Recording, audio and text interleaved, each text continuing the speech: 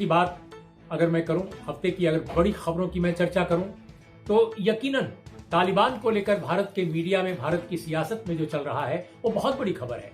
लेकिन आप, हम और हमारे सुधी दर्शक सब जानते हैं कि तालिबान पर इतना कुछ चल रहा है कि ऐसा लगता है कि भारत में कुछ है ही नहीं है। जो कुछ है सब अफगानिस्तान में हो रहा है, और भारत के लिए भी सबसे बड़ी चीज जो हो रही है वो सब अफगानिस्तान में है। टेलीविजन सुबह से लेकर रात तक तालिबान अफगानिस्तान करते रहते हैं। अखबारों में भी आप देखिए, बल्कि अखबार फिर भी बेहतर हैं, उसमें भारत की खबरें दिखाई देती हैं, दुनिया के दूसरे हिस्सों की खबरें दिखाई देती हैं। लेकिन टेलीविजन कोई खोलिए, अंग्रेजी हो हिंदी हो, ऐसा लगता है कि अमेरिका, रूस, चीन, जापान, कहीं के, यहां तक कि जो बहुत अच्छे डेमोक्रेटिक कंट्री माने जाते हैं दुनिया के, वहां भी जहां डेमोक्रेसी का लेवल बहुत हाई माना जाता है, वहां भी तालिबान अफगानिस्तान का इतनी चर्चा उसकी नहीं हो रही है जितनी कि भारत में हो रही है। ऐसा लगता है कि उत्तर प्रदेश का तो चुनाव ही तालिबान पर हो जाएगा। कौन ठिकाना कि केवल अब ये कह दिया जाए कि उत्तर प्रदेश में तो कोई इशू नहीं है, सिर्फ तालिबान का इशू है। अरे भाई, तालिबान अफगानिस्तान का मसला है और हम तो सरहदी स्टेट भी नहीं है। ठीक है, हमारे लिए कंसर्न है, बहुत बड़ा कंसर्न है, लेकिन ऐसा भी क्या कि एक पूरा का पूरा चुनाव ही किसी प्रदेश का सिर्फ तालिबान के नाम पर, अफगानिस्तान में के नाम पर हो जाए। मैं इसलिए ये बात कह रहा हूं क्योंकि इससे हमारे देश की आवाम, हमारे देश की जनता के जो असल मसले हैं, जो असल विषय हैं, वो सब गायब किए जा रहे हैं। जैसे कई बार होता था, पहले भी हमने देखा कि जब अपने देश में किसानों का मसला बहुत उभरता था, स्टूडेंट्स का, नौजवानों का, महिलाओं का इशू बहुत ज्यादा गंभीर बनकर उभरता था, तो अचानक होता था कि सरहद पर कुछ होने लगा, अचानक जो है भारत पाकिस्तान की सीमा पर कुछ होने लगा। ठीक वैसी ही स्थिति है। अब उदाहरण के तौर पे उत्तर प्रदेश के विधानसभा में सप्लीमेंट्री बजट पर बहस हो रही थी, सप्लीमेंट्री बजट पर, और उस बहस में तालिबान ही चर्चा का विषय बन गया। बाकायदा मुख्यमंत्री योगी ने कहा कि अपने यहाँ जो लोग तालिबान की बात कर रहे हैं, तालिबान की बड़ाई करते हैं, तालिबान को डिफेंड करते हैं, पता नहीं कौन डिफेंड करता है, कौन सी पॉलिटिकल पार्टी, विधानसभा में कहने की स्थिति आ गई। लेकिन ये लोग औरतों की, महिलाओं की सुरक्षा की यहां चर्चा कर रहे हैं। तो उनका कहने का मतलब यह था कि जो लोग महिलाओं की सुरक्षा की सदन में चर्चा कर रहे हैं या राजनीतिक गलियारों में चर्चा कर रहे हैं, ये वही लोग हैं जो तालिबान की चर्चा कर रहे हैं या तालिबान की प्रशंसा में गीत गा रहे हैं। तो अजीब अजीब तरह की चर्चाएं चल रही हैं। मैं लेकिन आज उस पर आपका ध्यान ज्यादा केंद्रित नहीं करूंगा। ये कहना मेरा बहुत जरूरी था कि किस तरह तालिबान को उत्तर प्रदेश के चुनाव में एक मसला बनाने की कोशिश हो रही है, जबकि उत्तर प्रदेश ज्वलंत समस्याओं से घिरा हुआ है। दुनिया का ऐसा एक सूबा है, मैं समझता हूं कि दुनिया के कई देश इस सूबे के बराबर नहीं है। सूबा तो छोड़ दीजिए, दुनिया के किसी भी देश में इतना विशाल सूबा कोई नहीं है, एक राज्य नहीं है, लेकिन आबादी के हिसाब से। लेकिन आप देखिए वहां पर किस तरह से चीजों को ट्रिविलाइज किया जा रहा है। तो ये जो एक मसला था, इसको छोड़कर हम आते हैं अब दूसरे मसले पर। इस सप्ताह की एक और बड़ी खबर है अपोजिशन की बैठक। ये बैठक कांग्रेस की जो अध्यक्ष हैं, उनको कार्यकारी कह लीजिए, कार्यवाहक कह लीजिए, अंतरिम कह लीजिए, जो भी कह लीजिए, लेकिन वो चीफ हैं सोनिया गांधी। उन्होंने बैठक बुलाई। 19 पार्टियों की ये बैठक हुई, 19 पार्टी, और 19 पार्टियों की बैठक में जो कुछ बड़े मसले उभर कर सामने आए, ये बस सब लोग अपने अपने घरों में बैठ करके और वर्चुअल जो मीटिंग होती है उस तरह से कर रहे थे। सोनिया गांधी की इस बैठक में अगर देखा जाए तो जो बड़े कुछ मुद्दे उभर कर आए, पहली बात ये थी कि लीडर चुनने पर विपक्ष को जोर नहीं देना चाहिए। अब तक हमेशा ये होता रहा है कि साहब आपका नेता कौन होगा, बीजेपी के नेता तो मोदी जी ही होंगे, सरकार के प्रधानमंत्री चूंकि वही हैं, तो वो तो बाकायदा सत्ताधारी दल की ओर से प्रधानमंत्री वो है। लेकिन प्रधानमंत्री पद के लिए विपक्ष का दावेदार कौन होगा, पहले ही उसको घोषित कर देना चाहिए। प्रशांत किशोर वगैरह की जो स्ट्रेटेजी बनती है, वो चुनाव की जो बनाते हैं, उसमें उनका यही रहता है कि आप पहले नाम बताइए कि आपका प्रधानमंत्री, आपका मुख्यमंत्री कौन होगा, आपका सरपंच कौन होगा, आपका कमिश्नर कौन होगा, वार्ड कमिश्नर कौन होगा, कुछ इस तरह की स्ट्रेटेजी उनकी बनती है। लेकिन इस बार विपक्ष को मैं समझता हूं कि जहां से भी ये विवेक आया, जहां से भी ये समझदारी आई, ये खैर मकदम किया जाना चाहिए, इसका स्वागत किया जाना चाहिए। उनका कहना था कि हमें जनता की अगुवाई में ये चुनाव लड़ना है। 2024 की बात हो रही है, संसदीय चुनाव, और ये तय किया उन लोगों ने कि हम असल मसलों पर बात करेंगे, न कि इस पर बात करेंगे कि हमारा प्रधानमंत्री का उम्मीदवार कौन होगा। और ये बात किसी और ने नहीं कही, ये बात सोनिया गांधी ने कही, ममता बनर्जी ने कही, शरद पवार ने भी इंडोर्स किया। इसका क्या मतलब हुआ? मतलब ये हुआ कि बहुत सारे लोग जो समझ रहे थे कि कांग्रेस पार्टी कहेगी कि पहले आप राहुल गांधी को प्रधानमंत्री पद का प्रत्याशी घोषित कर दो, तभी बात आगे बनेगी, लेकिन ऐसा कुछ नहीं। बहुत सारे लोग समझते हैं कि असल मसला जो फंसेगा वो टीएमसी और प्रधानमंत्री में फंसेगा, क्योंकि ममता जी को भी बहुत सारे लोग प्रधानमंत्री बनाना चाहते हैं, उनको भी प्रत्याशी बनाना चाहते हैं, लेकिन ऐसा कुछ नहीं हुआ। तो ये इस बैठक का एक बड़ा पॉजिटिव इंडिकेशन है अगर विपक्ष के पर्सपेक्टिव से देखा जाए तो। और दूसरी जो बात थी वो ये थी कि अपोजिशन के नेताओं में एक व्यापक सहमति उभरी, जो सोनिया गांधी का प्रस्ताव था कि एक कोर ग्रुप बनना चाहिए। अब देखना यह है कि कोर ग्रुप कब अनाउंस होता है, लेकिन इसको किसी ने विरोध नहीं किया।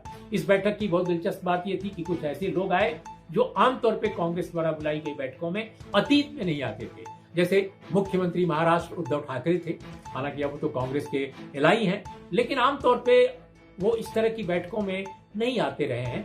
संजय राउत उनकी ओर से आ जाते रहे या कोई और आता रहा है, लेकिन संजय राउत के साथ उद्धव ठाकरे भी बैठक में वर्चुअल लेवल पर मौजूद थे। वो अपने मुंबई स्थित अपने घर से वो उन्होंने बहुत अच्छी बातें भी की। और स्वयं मुख्यमंत्री ममता बनर्जी थी बंगाल की, ये भी बहुत महत्वपूर्ण बात है।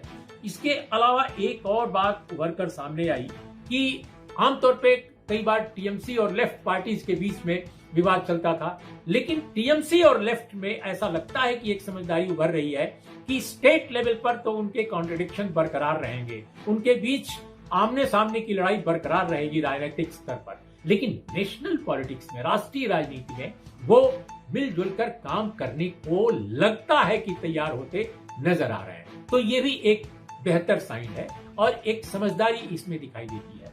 और दोस्तों, एक महत्वपूर्ण बात इस बैठक की थी जिसको बताना बहुत जरूरी है आपको, कि समाजवादी पार्टी जो उत्तर प्रदेश की सबसे बड़ी अपोजिशन पार्टी अभी है माना जाता है, और दूसरी जो महत्वपूर्ण पार्टी है सबसे बड़ी वो भी पार्टी कही जा सकती है बीएसपी, ये दोनों पार्टियां इस बैठक से नदारद रही। बीएसपी के बारे में कहा जाता है कि निमंत्रित नहीं थी, वो उसको बुलाया ही नहीं गया था, लेकिन दूसरे कुछ सूत्र कहते हैं नहीं उनको बुलाया गया था।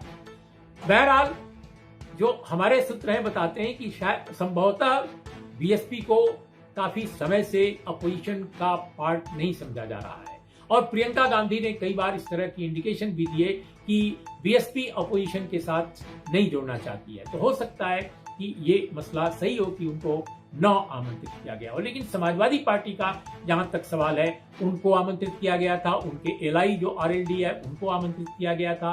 आरएलडी के नेता मौजूद थे, लेकिन अखिलेश यादव नहीं थे।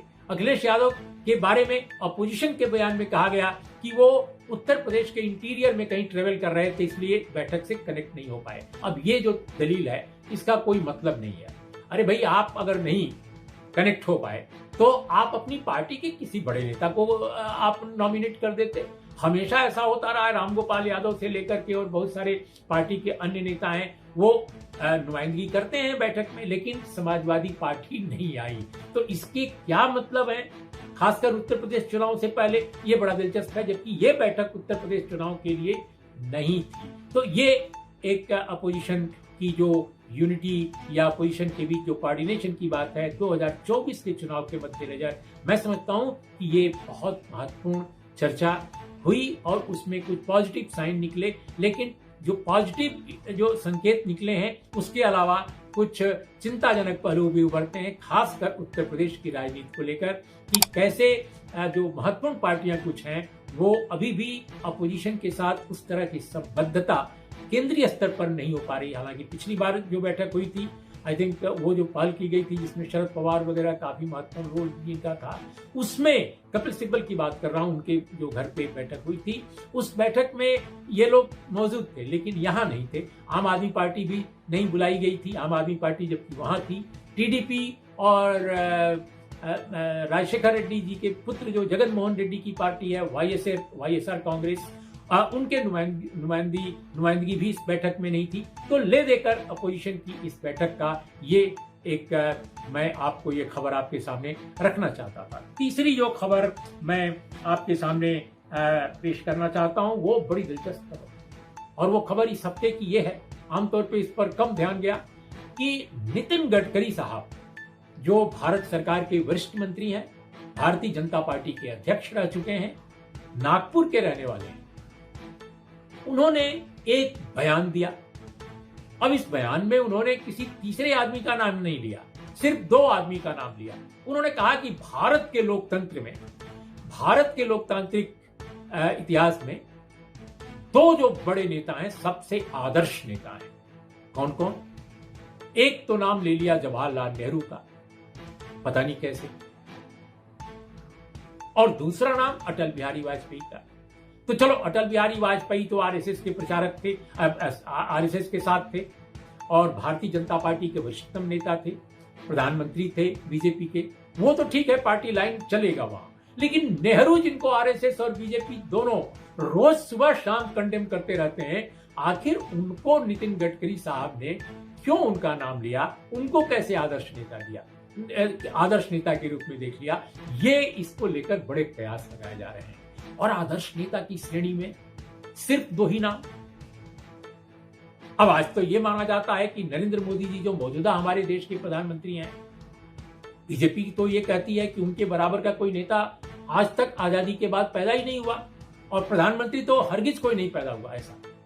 लेकिन नितिन गडकरी साहब अब उनमें आदर्श नहीं देखते, उनमें आदर्श नेता नहीं देखते। तो ये आरएसएस और बीजेपी के बीच का क्या मसला है, इसको समझना बड़ा दिलचस्प है, नागपुर का मसला है। इसलिए मैं आपके ऊपर छोड़ जाता हूं कि आप स्वयं सोचिए कि क्या हो रहा है, मामला क्या है।